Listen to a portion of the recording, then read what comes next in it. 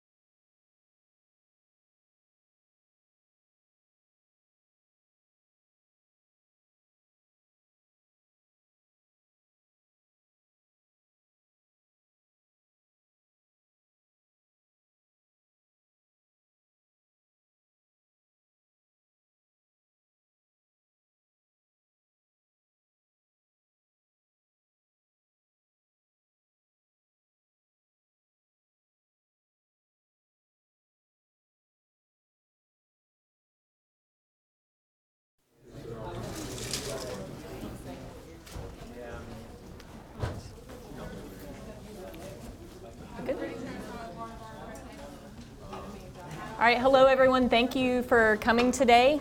My name is Dr. Rachel Lee. I'm in the Division of Infectious Diseases at UAB. I'm also the healthcare epidemiologist there, so there's a lot of what I like to call cross-reactivity between antimicrobial stewardship and infection prevention that kind of work together to prevent these drug-resistant infections. So my objectives today are to discuss really a timeline of antimicrobials as they relate to antibiotic resistant. I really want to define antimicrobial stewardship for you and then present some real-world cases of antimicrobial stewardship in action. So I love this slide because this shows just a brief history of antibiotics and antimicrobial resistance. So on the left, the pre-20th century, you can see that we did not have any antibiotics. So if you developed something like a staph infection, essentially you were dead. And then in 1928, Alexander Fleming developed penicillin and identified that, and that was a key changing factor in World War II. So you can see that soldiers received penicillin, and they improved survival compared to something like the Civil War, where a lot more people died from infections than they did actual war wounds.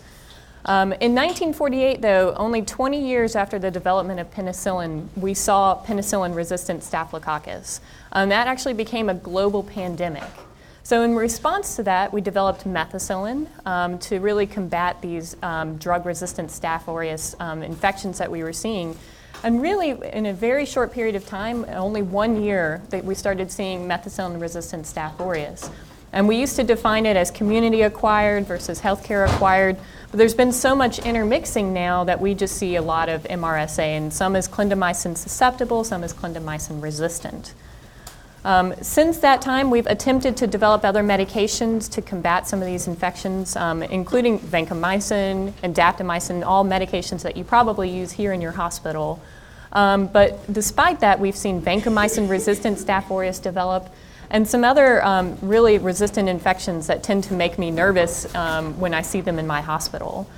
So right now, we work together with with World Health Organization as well as pharmaceutical companies to try and combat this antimicrobial resistance. So as we're trying to develop these antibiotics, we have to do ways to prevent these antibiotic-resistant infections from developing in the first place. So as a reminder, 1928, Alexander Fleming developed penicillin, and then we just had this huge age of antibiotics. So this great 30-year period of time where we were developing antibiotics left and right. We had cephalosporins and aminoglycosides, just tons of new medications. And then we had this area of 30 years where we had no registered classes of antibiotics that were discovered. In the meantime, these antibiotic-resistant pathogens continue to flourish in our hospitals, and we've seen this rise in antimicrobial resistance. I will say, though, since 2010, it's been interesting. We've had another huge bust of antimicrobials. So omadacycline and averacycline, those are two agents that are similar to doxycycline that were recently released. We have plasmamycin, that's a brand new aminoglycoside. We've got our meropenem vaborbactam and ceftazidime avibactam, both of which are used to treat drug-resistant infections. One's for Pseudomonas, and then the other one is for CRE. We've got our long-acting antimicrobials like dalbavancin and oritavancin. I think of that as like vancomycin that lasts for a week. We've got our tadazolid, which is similar to linezolid. And then you can see some of these other medications like ceftaroline and fidaxomicin that have all been really created, FDA approved since 2010. Actually, there's a huge list. There's probably another 10 more antimicrobials that are not included in this list that are in the pipeline to being FDA approved. Now, most of these medications are actually geared towards fighting drug-resistant infections. So I would like to think that we're out of this 30-year period where we had no antibiotics to treat these infections, but I would like to prevent those infections from happening in the first place. So how is our antimicrobial use in the United States? Well, if you look on the left-hand side in the column, what this is measuring is something called defined daily doses. So that means how many doses you get in a period of time. So for instance, piperacillin tazobactam or Zosyn would count as 4 because you normally put it on every 6 hours, so that would count as 4 DDD. So for DDD per 1,000 population, you can see that unfortunately the United States is winning, if you want to consider it winning, in the amount of antimicrobials used. And a lot of it is our broad spectrum antimicrobials like penicillin, probably like pip/tazo, other things like macrolides, trimethoprim, cephalosporins, fluoroquinolones are much lower and probably more in line with what these other countries do. But because we're using so many broad spectrum antimicrobials, we are driving resistance. So nationally, if you look at our fluoroquinolone prescriptions, so this is antibiotic prescriptions that are calculated from the pharmacy data. So this is outpatient prescriptions. You can see nationally there's about 92 prescriptions per 1,000 population. But unfortunately, Alabama is one of the highest states in terms of fluoroquinolone prescriptions. So we give about 145 prescriptions per 1,000 population. And there's this huge area, kind of in the south where you can see there's a large use of dispensing fluoroquinolones. And overall, if you look at all antibiotic classes, you can see that the national rate has stayed about the same. And Alabama has stayed about the same, but significantly higher in terms of the antibiotic prescriptions that were given per 1,000 population. Ultimately, this graph is very telling to me because we have not done a great job nationally to being good antimicrobial stewards. So nothing has really changed either in Alabama or in the United States. If you break it down by the types of antimicrobials that are prescribed, so penicillins are given at slightly higher rate than the national rate. Cephalosporins are chosen. We have a large portion of patients that have COPD, so I'm assuming that is bronchitis driven. We have a large number of fluoroquinolones given, and then our macrolides have gone down, but similarly, we do have a large portion of COPD patients. And I will say that the macrolide data is interesting because we have seen an increase of Streptococcus pneumoniae resistance in other countries due to macrolide use. So if we lose our azithromycin, then we're going to be in trouble for being able to treat people on the outpatient basis. So I'm telling you about antimicrobial prescriptions because why it matters is that in 2013, the CDC released this antibiotic threats. And so they discussed all these antimicrobial resistant infections. So we see over 2 million inpatient illnesses with 23,000 deaths that are related to antibiotic resistant infections. And this does include resistant fungal infections as well. And in addition to that, we see a high number of Clostridioides difficile. Sorry, it changed its name. It used to be Clostridium, now it's Clostridioides because I don't know why microbiologists like to change the names of bacteria when they get together. But it's Clostridioides difficile, and we've seen a high number of cases, over 250,000 illnesses with 14,000 deaths. And a large portion of that is driven by the fact that we are giving antibiotics that kill off our gut microbiota, and then we develop C. diff infections. There was actually a recent article that said that we may be seeing more deaths related to multi-drug resistant organisms than previously thought, up to greater than 153,000 because we're not capturing this outpatient area. And so if you included outpatient deaths, maybe due to drug resistant infections, it's thought that the rate of death is much higher in the United States. So why does antibiotic prescribing matter? Well, here are two real patients that I've seen at UAB. So this first one is Pseudomonas aeruginosa, and you can see it is resistant to amicase and ceftazidime, ciprofloxacin, and gentamicin. We even have these new antimicrobials, our ceftazidime, avibactam, ceftolozane, tazobactam, both of which are resistant. And then our colicin, which is a medication that I really detest, is resistant as well. So what do we do in cases like this when we see patients? How do we treat this patient, and will they survive an infection like this?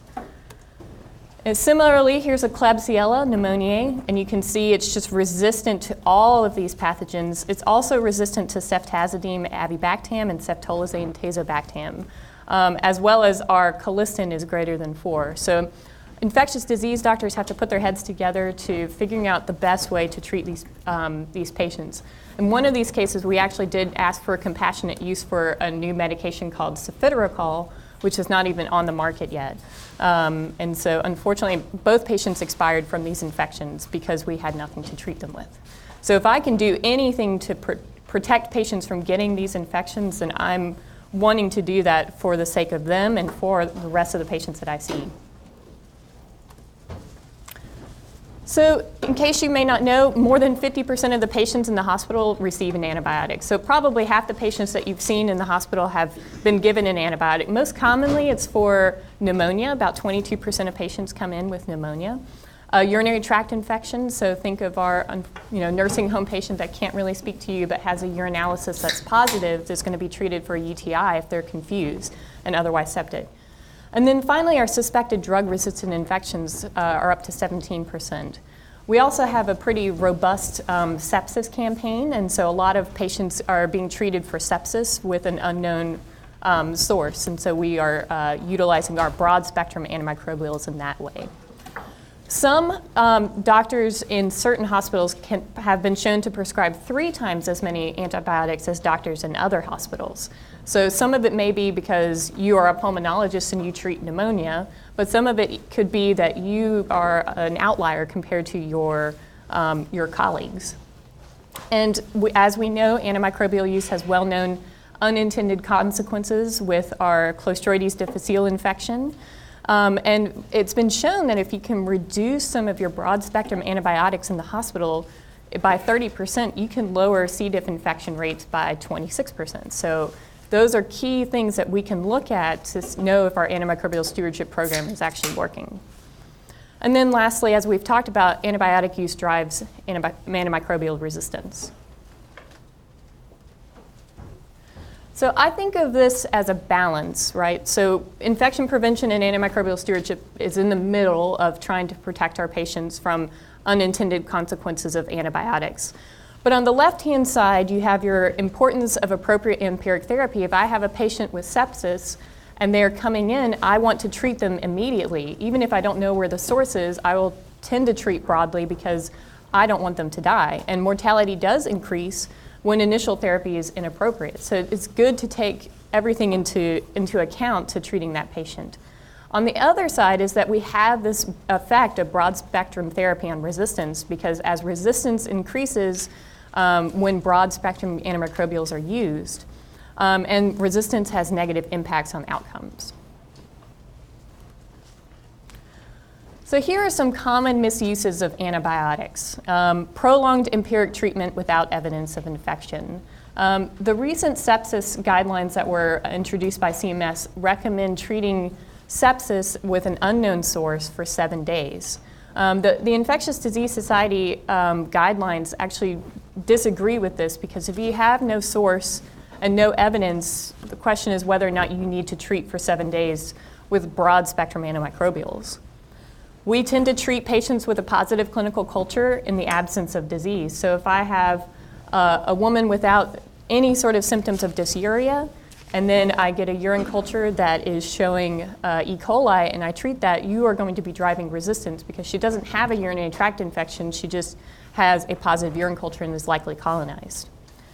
It's a failure to narrow antimicrobial therapy when a causative organism is identified. So if I have a patient that has methicillin-susceptible Staph aureus pneumonia, and I continue to use vancomycin, then I'm really driving resistance in that way, rather than choosing something like amoxicillin, Augmentin or Keflex or something like that that is really more geared towards treating a pneumonia as well as your MSSA. And then finally, prolonged prophylactic therapy. So if I have a patient that has diverticular abscess and underwent surgery and had everything cleaned and has a drain in place, but I continue antibiotics for 4 weeks until the drain is removed, that's adding harm to that patient because they have adequate source control with a drain. And then finally, we do use excessive use of certain antimicrobials, and I would say this is more of a hospital-based thing. So if everybody treats everyone with vancomycin and piperacillin tazobactam for infection, then you're going to have selective pressure in the hospital. So how do I define antimicrobial stewardship? So to me, it's anything and everything that is intended to improve patient outcomes and minimize the negative effects of antimicrobial use. There's an infectious disease physician in Los Angeles named Brad Spellberg, and he says that antibiotics have a critical characteristic that makes them unique among all drugs. They suffer from transmissible loss of efficacy over time.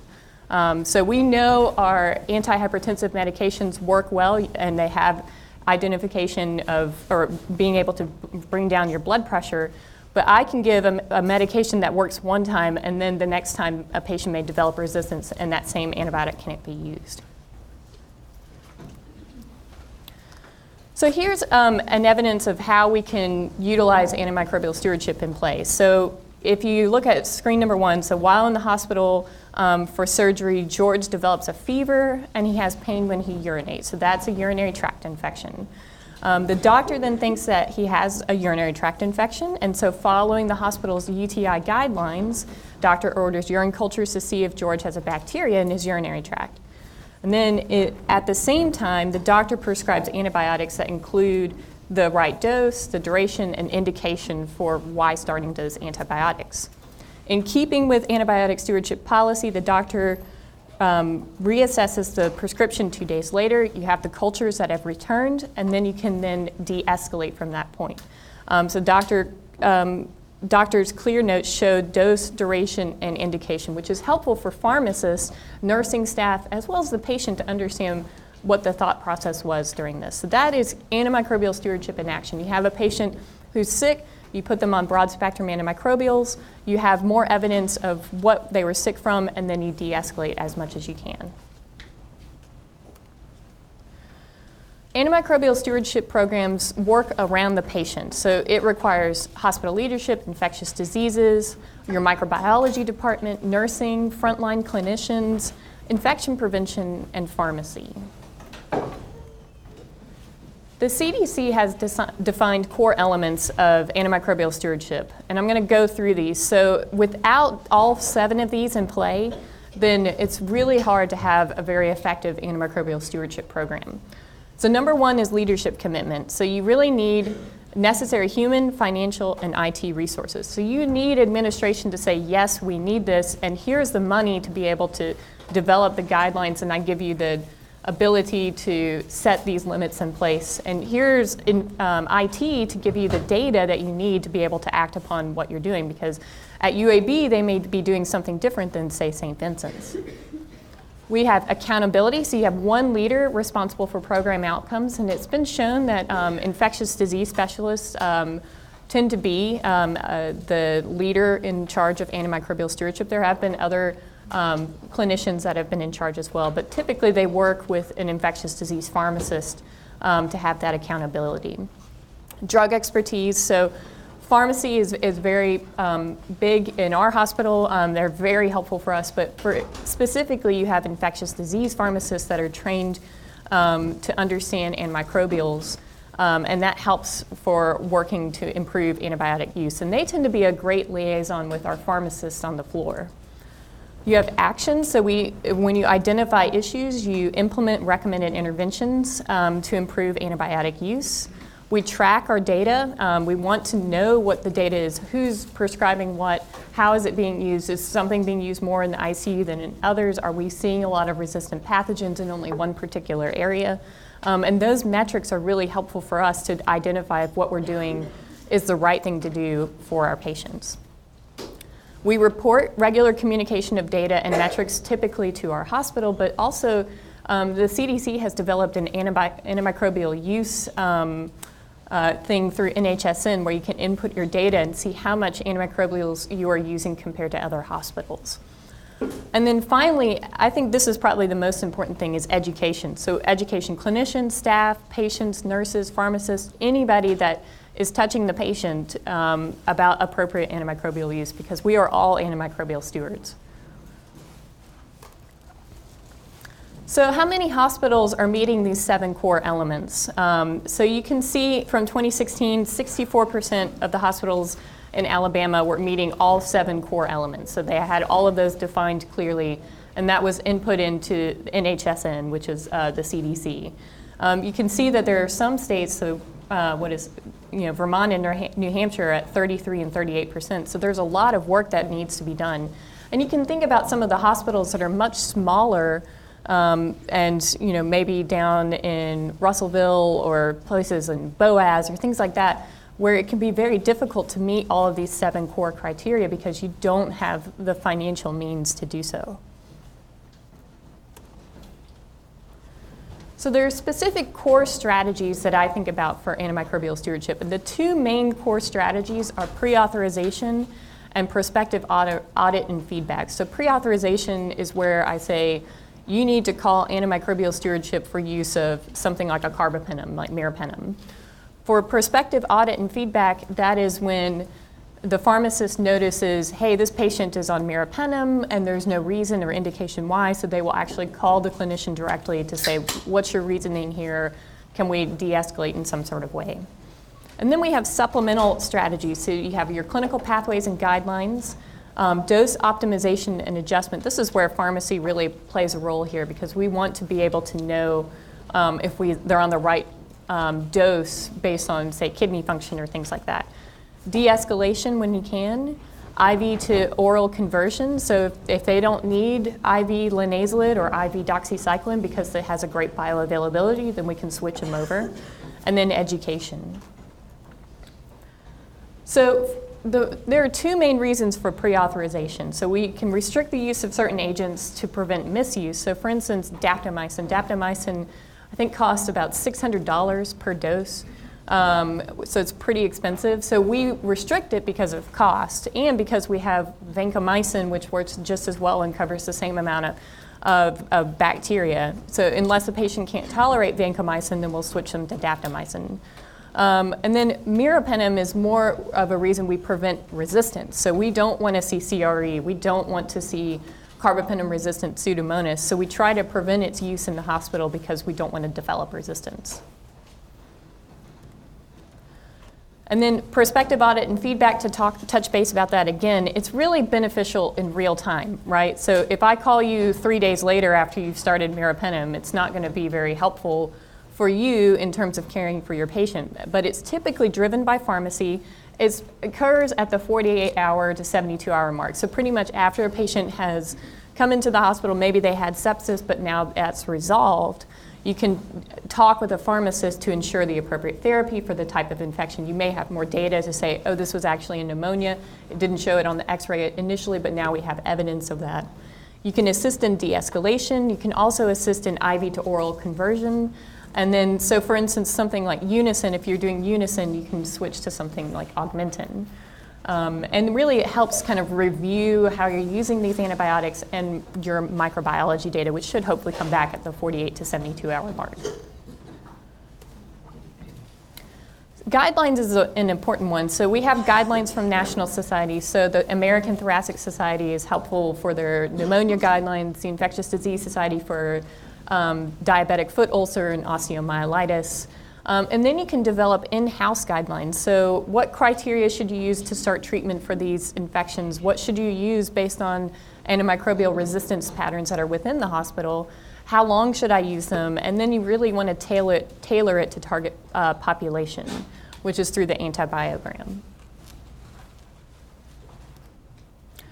So speaking of antibiograms, so what is that? So all labs have a report that really display the overall susceptibility profile of a bacterial isolate to a variety of different antibiotics. So it's essentially like taking your individual antibiogram. So if I have a patient with MRSA and it tells you your susceptibilities, and then it combines that over time. So for instance, this is our UAB one. So you can see that we had 569 unique isolates of MRSA. And we were able to know that 99% of those were vancomycin susceptible. So this is our susceptibility. It also grays out areas where we know, like, hey, don't use nitrofurantoin for MRSA because that will not help you in any sort of way. So it guides you in terms of choosing your antimicrobial and then also for knowing what to do. So for instance, if I see Ephesium growing and I look over here, it's susceptible 26% of the time to vancomycin. So if I have that person on vancomycin and it says Enterococcus faecium, hey, maybe I should change them to something like daptomycin or linezolid because it's going to be resistant. So these are used to identify emergence of resistance over time. So we look at these over time to see, are we seeing more resistance in E. faecium? Are we seeing any sort of vancomycin-resistant Staph aureus? You know, those are the sort of questions that we're constantly asking ourselves in terms of developing these guidelines. So how can we be antimicrobial stewards? So number one, disease prevention through vaccination. So fewer infections means fewer antimicrobials used.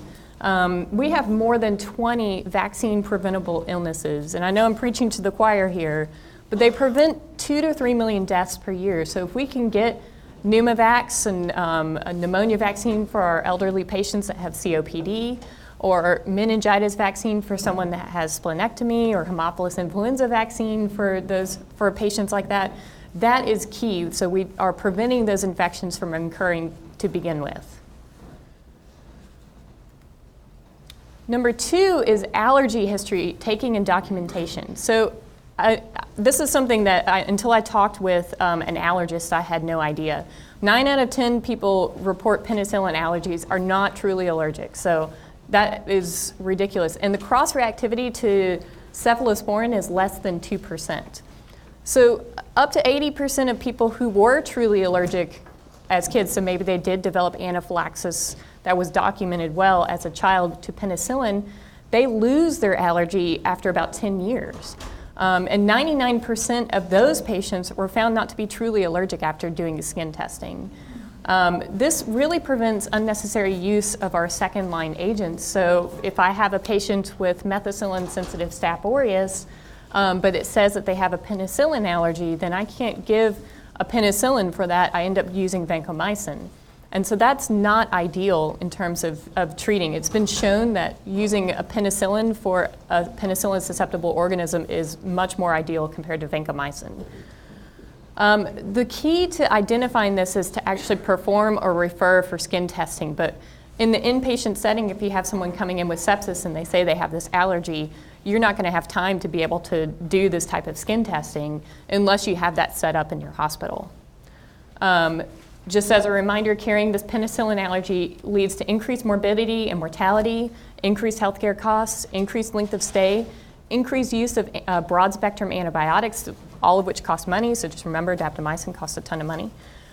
Increased antimicrobial resistance. You have higher rates of C. diff, you have higher rates of vancomycin-resistant enterococcus, and really, if you're avoiding a penicillin, you're having suboptimal treatment. So a lot of antimicrobial stewardship programs now are trying to work together with our allergists to creating a penicillin pathway so that you know how to ask the right questions and as well as to treat them. I think Children's Hospital has just developed an app, which is pretty great. So you can know exactly what questions to ask, then you put it into the app and it goes directly into the EMR, which is great. That way you do it one time, you have it documented, and that's it. Comprehensive medication review is extraordinarily helpful. To know the right drug at the right dose for the right infection is key. And you want to make sure that you're not giving daptomycin for a pneumonia because that will not get into the lungs because it's limited by surfactant. You want the narrowest spectrum possible that makes sense for the patient that you are seeing. You want to counsel patients on appropriate antibiotic use. How many times has someone come into an outpatient clinic and says, I have sinusitis. Every time I have sinusitis, I get antibiotics and I feel better. It's so hard at that point to tell people, like, actually, no, this is probably just a virus and you don't need antibiotics. So you have to educate your patients as well as everyone here. And then finally, we want to advocate for appropriate antibiotic use. I love that there's a new kind of mantra that's going out that shorter is better, and you can see it kind of all over Twitter. A lot of our infectious disease doctors are getting on board. There have been more and more studies that have shown shorter duration of therapy is equivalent to longer durations of therapy for a lot of our common infections. So there was recently a paper that came out in Annals that showed community-acquired pneumonia you can treat with 5 days or even 3 days for bronchitis, and is equivalent to our 7, 8, or 10-day treatment courses. For pyelonephritis, we tend to give 14 days, but 7 days has been shown to be equivalent. Intra-abdominal infections, if you have appropriate source control, 4 days is equivalent to 10. So you can see there's a lot more data to come out, and I think as we update our guidelines in terms of treatment duration, this will be helpful for people who are not infectious disease doctors to know how long to treat. There is stewardship in specialty areas that I think is really fun and unique. So you can see the emergency department would be a great place to implement some sort of stewardship program. So you have a place that has high volume, quick throughput. You want to see them, be able to get them back out if they don't need to be admitted. But that can be a very big challenge for follow-up, because not only for the results, if you get blood cultures that are drawn, but also follow-up in patients in general, because if they are not if they're going back to their primary care doctor, you don't know how well they did afterwards. So really, this is where guidelines come into play, that you select the appropriate drug, dose, route, and duration for the infection that you're treating. Long-term care facilities have large amounts of antibiotic use, suboptimal use, extended duration. A lot of these patients, if they're on a trach collar, and they're ventilated, and they have a culture that is growing something, and of course their chest x-ray may look not very great because they are a trach patient that may have extensive disease. You can see how you end up using antibiotics potentially for something that may be a tracheitis or even a colonization. Initial steps for doing stewardship are really, you want to aim for the least costly and the least intrusive. So monitoring antibiotic use and resistance, and really education for providers. And those upfront guidelines are very helpful in these long-term care facilities. And then finally, in the intensive care unit, you can do correct choices and durations. So we have our sepsis guidelines, de-escalation, reassessment, rapid testing, and prevention. So some people have used procalcitonin. I will tell you that I'm not necessarily pro-calcitonin. And mainly that's because if you have one procalcitonin on admission, that's not as helpful as getting serial procalcitonins to see if they're improving over time. So that's stewardship in a nutshell. I think it would be interesting to show you some stewardship in action. So this is really our fluoroquinolone example that I've done we have done with stewardship program at UAB. So just as a reminder, fluoroquinolones were introduced in 1962. So they were during that huge boom of antimicrobials. They're a great antibiotic. I think they're wonderful because they cover gram-negatives and gram-positive pathogens. So you can see why they're used so often, because they have this huge broad spectrum of use. They're great because they get absorbed orally.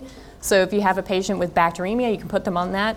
It has great systemic distribution, so if you have osteomyelitis, it gets into the bone really well. So you can see it's got these broad clinical applications.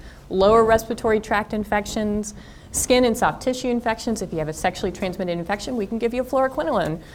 Urinary tract infections, so you can see it's really hitting a large portion of these different types of infections. The way that fluoroquinolones work is something on the DNA gyrase. So here is your DNA, and as the DNA goes to mRNA, the quinolones work here by preventing that DNA gyrase from working.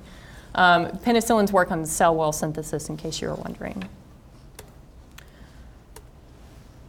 Our fluoroquinolone prescribing practices has really steadily increased since the 1990s. And so the fluoroquinolones are this black dot right here, and you can see it's just gone kind of sky high, probably because of how we use it. Partially it could be because of resistance. And really it's kind of overall multiple different ways how we continue to use fluoroquinolones. But the reason that we care so much about fluoroquinolones is you can develop resistance through different ways. So you can have a gene mutation at that DNA gyrase. You can have reduced permeability, so that really the bacteria can prevent the antibiotic from getting into the cell. Or it can pump it out, which is these efflux pumps right here at C. But really what we're concerned about is when you have a genetic mutation to fluoroquinolone, then it can hop onto this plasmid DNA, and then it can spread to another type of bacteria. And so then they can develop resistance as well. So fluoroquinolones are really key in sort of like jumping onto a plasmid DNA and then spreading resistance.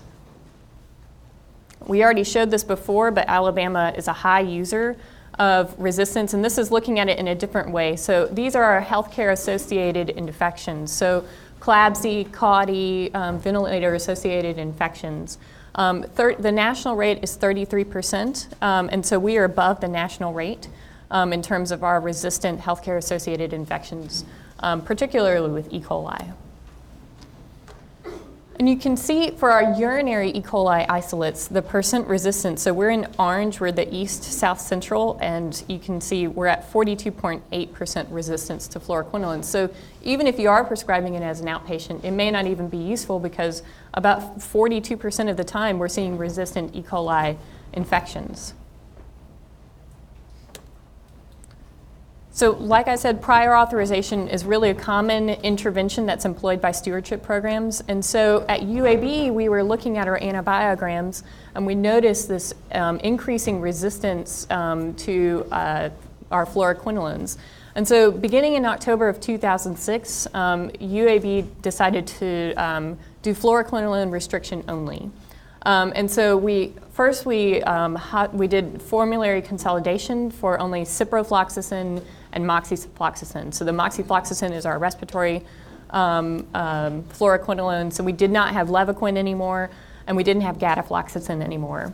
So we just had those two fluoroquinolones, and then all physicians were required to give ID or approval for inpatient fluoroquinolone use, specifically for ciprofloxacin, because if we inhibited use of moxifloxacin for sepsis related to pneumonia, that would not be helpful. So specifically, it was ciprofloxacin. This was pharmacy regulated, and we worked through our electronic medical record to have an alert. So we thought by requiring this prior authorization for inpatient fluoroquinolone prescriptions, this will ultimately improve our gram-negative bacteria fluoroquinolone susceptibility rates. And so you can see here, this is 2003, 2004, 2005, 2006, and our cipro susceptibility. You can see it's just all going down. So at some of these, we're at 59% for Enterobacter. Here's 29% for Providencia. So all of we were not having a choice to use ciprofloxacin because of these rates of resistance that we were seeing. So we looked at our MIC data as we took all of our antibiogram data for our clinical isolates from all body sites. So it could be blood, urine, sterile sites, things like that, on 5 gram-negative bacteria from 1998 to 2016. And we looked at E. coli because that's one of the most common. We looked at Klebsiella pneumoniae because I classically associate that with healthcare-associated infections. Same thing with Acinetobacter and Pseudomonas and Enterobacter. So 4 out of 5 of these pathogens are going to be more related to healthcare-associated infections. So we had a pre-intervention date of 1998 to 2005 and a post-intervention date of 2006 to 2016. And we wanted to know if our annual trends in susceptibility were different in the period prior to the implementation of our stewardship program. And so we utilized some fancy Poisson regression, which is something I don't quite understand, but luckily the statistician did. But we were looking at our rate ratios with our confidence intervals to look at the rate change between the two time periods. So here are our results. So you can see here, let's see if I can point to this. This light blue line was our this dark blue line is our fluoroquinolone use. So it's going up, up, up, up, and then all of a sudden we said you can't have any more, and it immediately dropped down to very low. In response to that, you can see that we did have more 3rd and 4th generation use at the time, but overall we had a reduction if overall, I would say, total broad spectrum antimicrobials. If you add all of these together, this did go down significantly. So this likely means that a lot of people were potentially double covering for Pseudomonas, which is what was a very big thing back in 2006 people were doing. And another way to look at this is you can see that we're using our fluoroquinolones. So this is our days of therapy per 1,000 patient days, and it was going up, up, up, and then we stopped it in October of 2006. And so here are some of the different kind of susceptibility patterns. So you can see here that one is Klebsiella. So it was going down, and then it kind of went back up a little bit. But some of the more dramatic ones are Enterobacter cloacae. So it was going down and then started to come back up. This green one is Pseudomonas. It was going down and started to come back up. And then this yellow one is Acinetobacter, which dropped down pretty low, came back up, starting to go back down again, unfortunately. And then lastly, if you look at the purple line, that is E. coli. And so despite all of this, it just continued to go down. So we'll look at those a little bit further. So here are some of these other things. So you can see that these are all significantly different. So Acinetobacter species was going like just needle nose dive down for our susceptibility patterns. But once we instituted that restriction policy, we were able to bring it up. Same thing with Enterobacter cloacae. So that's a classic healthcare-associated bacteria that we see. Pseudomonas, the same thing as well. It's typically more of a healthcare-associated bacteria. Klebsiella went down, but then kind of remained flat, which is a little bit sad and disappointing because Klebsiella is pretty common. And then lastly, you can see E. coli just continuing to go down. Anyone have an idea why that would be? So just as a reminder, this is only our inpatient restriction program. So probably what happens is this is more likely going to be driven by outpatient use. So a lot of patients come into the hospital with E. coli UTI or E. coli bacteremia secondary to UTI, and they may be resistant because of our outpatient use. So just as to summarize, it peaked, our fluoroquinolone use peaked at 173 days per therapy per 1,000 patient days. And then it had this huge drop from 141 to 52 days of therapy. And we've been able to maintain it at that point since that time. The largest improvement in fluoroquinolone susceptibility was E. cloacae, and went from 42% susceptible up to 89%. So we were able to regain a lot of susceptibility. Pseudomonas also improved from 54% to 71%. I would say for Klebsiella, we kind of halted its downward trend, but it's still above 84% susceptible. And then Acinetobacter improved, but then it began to decline again. And this could be related. Acinetobacter is great for causing outbreaks. And so if you have an outbreak of a very, in one isolated area, it could all have the same susceptibility patterns. We didn't go back and look at that to see if that was the case, but that was my hypothesis. And then finally, E. coli did not improve, but it really continued to have declining sensitivity. This is just another graph to show all of the same thing that I just said. So multiple studies have shown E. coli fluoroquinolone resistance is correlated to community use and not hospital use. And other stewardship programs have shown improvement in susceptibility, although not as big of scale as what we have.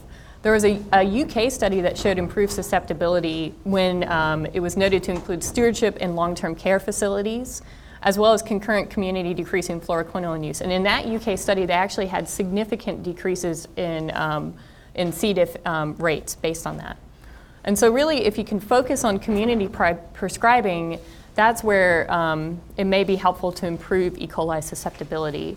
And I'll tell you that CMS and Joint Commission have both jumped on the antimicrobial stewardship bandwagon, and by 2020 are recommending that all hospitals, particularly outpatient hospital or outpatient centers, have an outpatient stewardship program. So that's just as important, and you can see they're learning to ask the right questions for how to develop these kind of, in order to prevent these resistant patterns from popping up.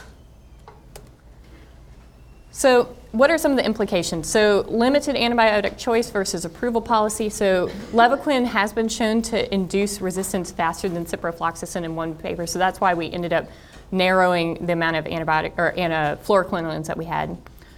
We have this decreased use in fluoroquinolone that's been consistent despite since 2006.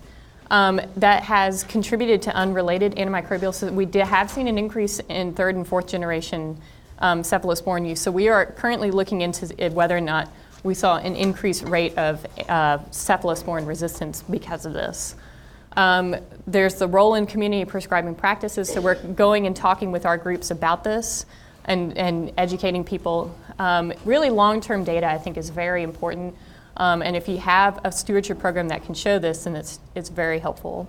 And then finally, we want to evaluate our stewardship efforts. So this is helpful for administration when they're like, hey, what are you doing for antimicrobial stewardship? And you can say, we've done this. So here are some key take-home points for stewardship. So number one, we want to reduce inappropriate antibiotic use. So the CDC is working hard to reduce that inappropriate use. And you can see the percent of antibiotic prescriptions that have been found to be unnecessary in 0 to 19-year-olds is 29% for all conditions. In respiratory conditions, it's up to 34%. In our young 20 to 64-year-old group, 35% of all conditions were found that antimicrobial prescriptions were unnecessary. And then in our greater than 65-year-old, that number goes down, and that's probably because we do see a higher rate of bacterial infections in that group.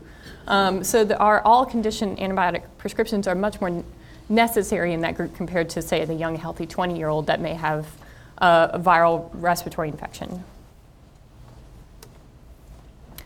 In 2014, 266 million courses of antibiotics were dispensed to outpatients in the United States in community pharmacies, and that's more than 5 prescriptions written each year for every 6 people in the United States. So almost every single person may have received a prescription because of how many prescriptions we're giving. More than likely, it's these patients that get recurrent prescriptions over time, and that's where we're seeing a lot of use. At least 30% of these antibiotics were unnecessary, meaning that no antibiotic was needed at all. And total inappropriate antibiotic use, inclusive of unnecessary use and inappropriate selection, dosing duration, and all of this together can approach up to 50% of our outpatient antibiotic use. Local outpatient prescribing practices really contribute to local resistance patterns. So you can see a lot of urgent care clinics that want to get people in and out. They have a high rate of prescribing, and that may not be necessary. Of course, outpatient antibiotic prescribing is greatest in the winter months, which makes sense. And then the majority of antibiotic expenditures are associated with the outpatient setting. And really 80 to 90% of our volume of human antibiotics occurs in the outpatient setting. So while I gave you an example of an inpatient setting, really it's the outpatient where it's very untapped in terms of how we treat patients. And of course, azithromycin and amoxicillin are among the most commonly prescribed antibiotics.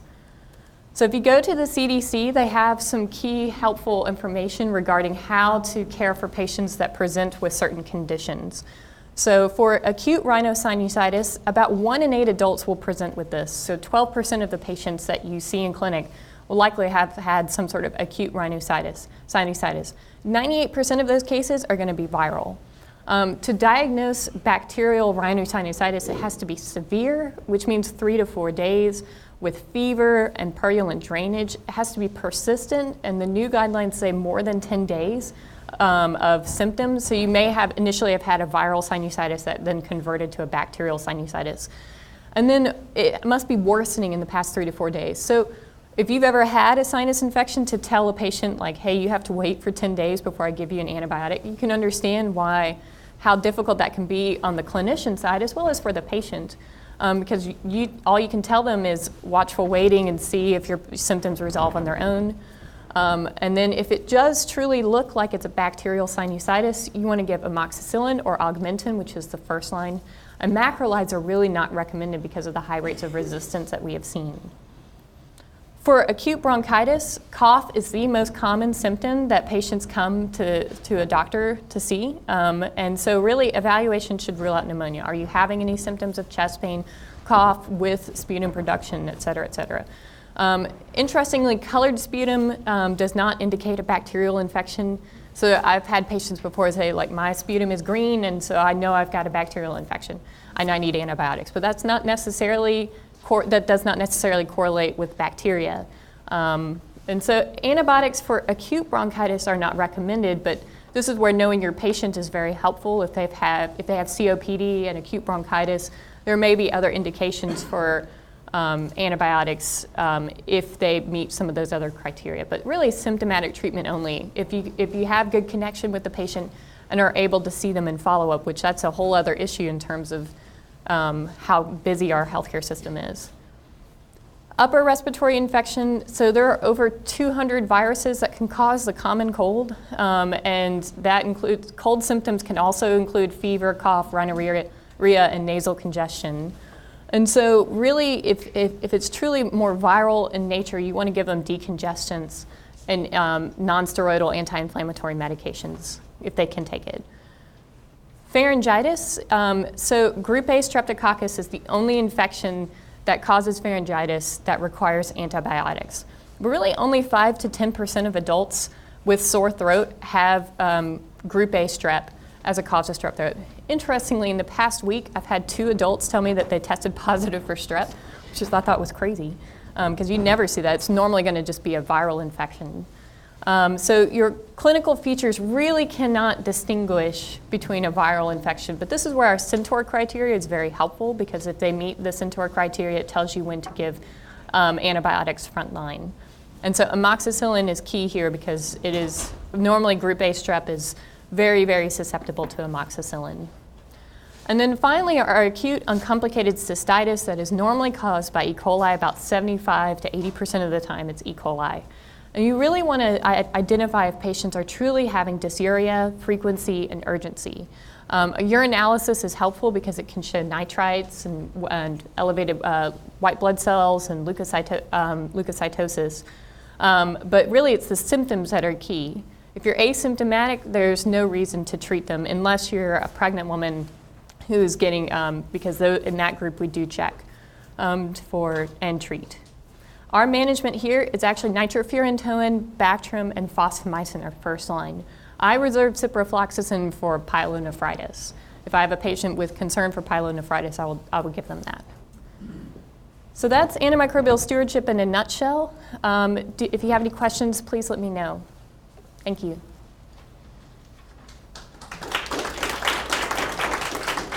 Any questions? Happy to take some. Yes? How do you use rapid diagnostic technology in microbiology, UAB? We do. So we have only one type of rapid diagnostic. So we have what's called the T2 Candida, which is it's whole blood PCR essentially for Candida, because we have a fair amount of Candida. But we are looking into getting the rapid diagnostics, which the way that it works is that you still have to have your blood cultures, and once they pop positive, then you can test them and do the PCR panel. The key with those, it gives you questions quickly, and so you should be able to de-escalate quickly.